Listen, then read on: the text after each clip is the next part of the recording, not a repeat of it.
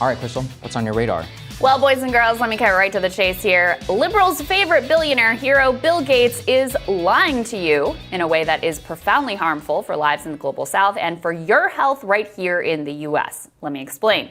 So as you know, while the U.S. is doing pretty well on vaccine administration, with half of U.S. adults having received at least one dose, poor countries are in truly desperate shape. Somewhere around 3/4 of vaccine doses have been administered in just 10 high-income countries.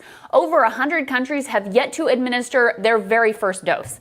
India, of course, has become the new ground zero for exploding COVID cases. The U.S. just recently lifted an embargo on the raw materials needed to help make COVID vaccines in that country and to improve their vaccination rates.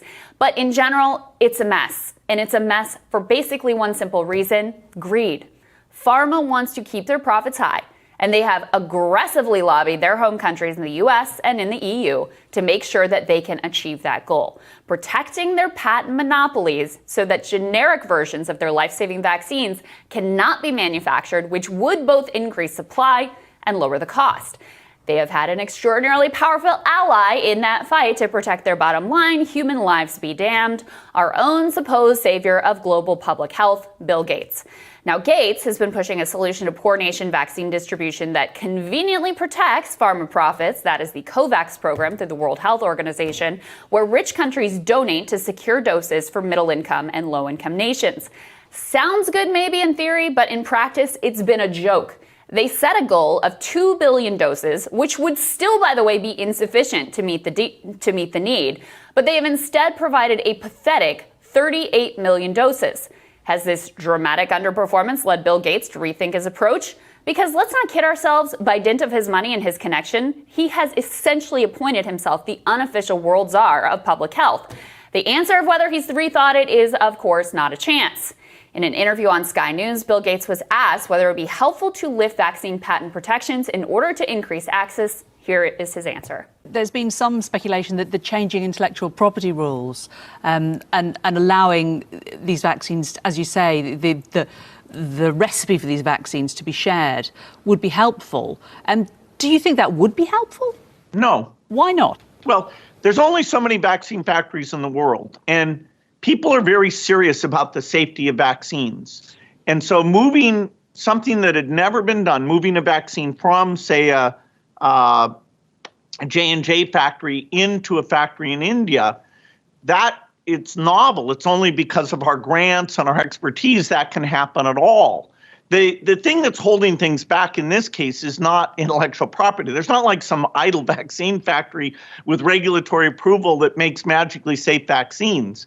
You've got to do the trials on these things, and every manufacturing process has to be looked at in a very careful way. There's all sorts of issues around intellectual property having to do with medicines, but not in terms of how quickly we've been able to ramp up the volume here.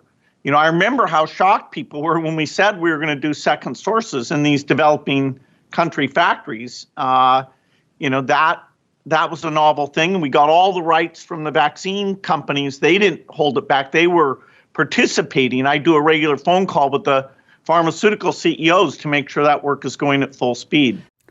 So let's just unpack what he says there. His argument is that lifting patent protections will not help the supply problem whatsoever, so it's better to just stay the course and produce at the current level and hope that eventually rich countries donate enough money in surplus vaccines that poor countries get taken care of. In his words, it's not like there's some idle vaccine factory with regulatory approval that makes magically safe vaccines. Oh, really? I present to you this article from the AP. In an industrial neighborhood on the outskirts of Bangladesh lies a factory with gleaming new equipment imported from Germany. Its immaculate hallways lined with hermetically sealed rooms. It's operating at just a quarter of its capacity. It is one of 3 factories that the AP found on 3 continents whose owners say they could start producing hundreds of millions of COVID-19 vaccines on short notice if only they had the blueprints and the technical know-how. I present also to you John Fulton, president of BioLease in Canada, who says he could be making millions of doses today if the know-how had been shared. We've been passed over. We've got this production capacity and it's not being put to use. If we had started this last year, we could have shipped millions of doses by now. This is supposed to be like a wartime effort, everyone in it together, but That does not seem to be the case. And finally, I present to you the words of Manuel Martin, a policy advisor to Doctors Without Borders. The Gates organization dampened early enthusiasm by saying that IP is not an access barrier in vaccines. That's just demonstratively false. Demonstratively false. Bill Gates is lying to you when he says that lifting patent protections will not help with access. Now look, it may not magically fix everything. Nothing is a cure-all, but it is a root cause of the problem, and it would help to ease the supply issue so that poor countries can start vaccinating, and we can all avoid the horror of watching the virus mutate to the point where it jumps the current vaccines. Bill Gates, with his billions, set the course for how global vaccine distribution would unfold, and now millions of people around the world are paying the price. Now, for those who've been tracking Gates' actions in the public health space for decades, these new comments will come as absolutely no surprise, as journalist Alexander Zaitchik writes over at TNR. Since Gates got involved in the AIDS epidemic in Africa in the late 90s, he has cultivated close relationships with big pharma execs, lauded their wonderful and noble efforts, and aggressively pushed industry-friendly policies with regards to patents. This significantly set back access to AIDS antiretroviral therapies, and it has been a disaster for COVID vaccine access. Gates' pro-industry stance also should come as no surprise, given that the man is a billionaire uber capitalist who made his own ill-gotten fortune by novel exploitations of patent law and unchecked monopoly power. Now, he may sincerely want to cure disease and make the world a better place. He also has a sincere ideological commitment to protecting monopolies and profit margins for some of the world's worst actors, and that he doesn't seem to care what the consequences are. He and pharma argue that patents help foster innovation, which creates the life-saving drugs that we all benefit from. This, too, is largely a lie. Every new drug developed over the past decade was funded by U.S. taxpayers. The revolutionary mRNA technology that pharma is so worried about monopolizing now was developed by university researchers and scientists at the NIH and the Department of Defense. Now, I know we've got a complicated love-hate relationship with billionaires in this country, but maybe, just maybe, it is not such a great idea to outsource global public health policy to a rapacious monopolist. Maybe, just maybe, it's not such a great idea to outsource labor market conditions and unionization rates to another rapacious monopolist at Amazon. Maybe we shouldn't be outsourcing free speech and censorship to another set of monopolists in Silicon Valley. Perhaps these men are good people. Maybe they're not good people. Maybe they're well-intentioned. Maybe they're not. But no one voted for them to be king of the world. They are totally unaccountable to a single soul. And every one of them is committed to existing power because they are existing power. Sagar, back when we covered that poll about billionaires, liberals love Bill Gates, right? I mean, he has intentionally created this incredible halo around him. And I'm not going to say he hasn't done good in the world. He's done a lot of good. This isn't to even judge him personally, although I do a little bit of judging him personally here. But the bigger story here is about why do these individual billionaires have so much power? And these are the type of devastating consequences that can result. Look, this was entirely predictable from the beginning. And if you rewind back to the beginning, there was a lot of talk about a people's vaccine and making sure that we were in a wartime effort to get vaccine supplies when they're developed, not just to the rich world, but around the globe, because that risk is real for absolutely everyone, even if you don't care what's happening in India or other places around the world.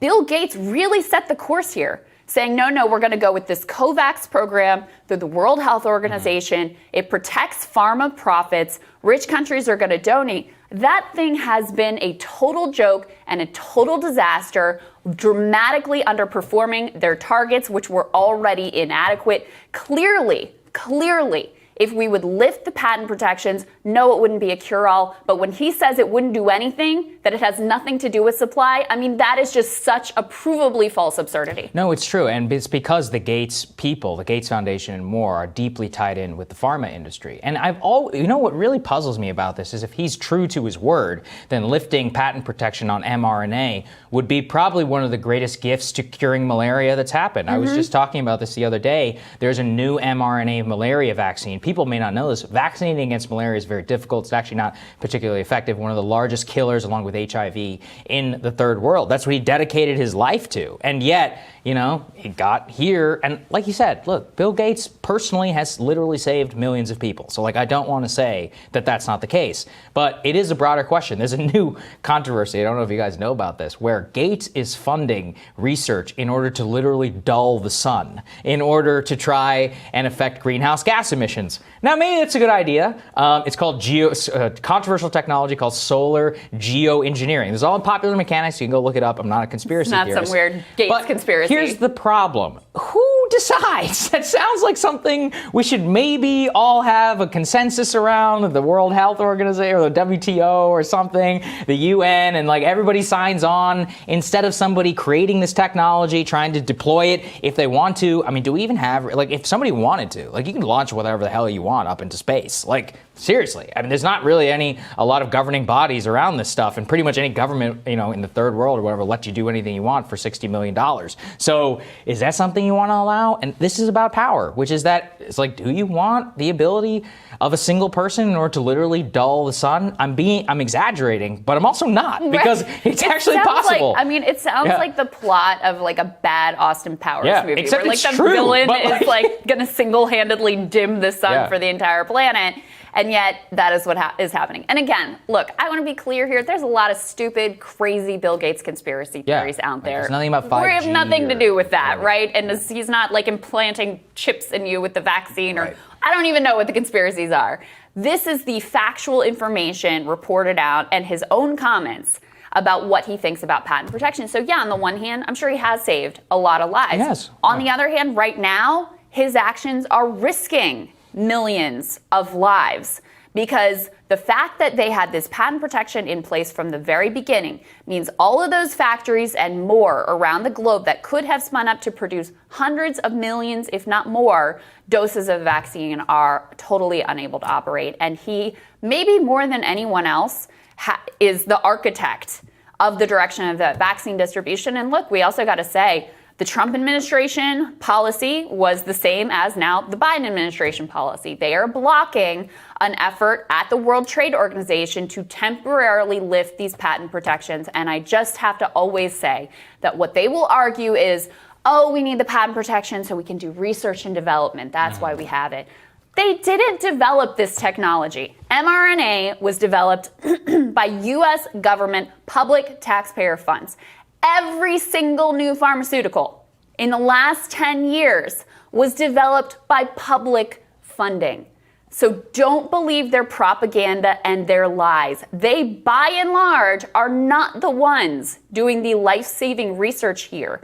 The public is creating the good, and the private sector is reaping the profits. That's what's really going on. There you go. All right, Sagar, looking forward to your radar. That's next.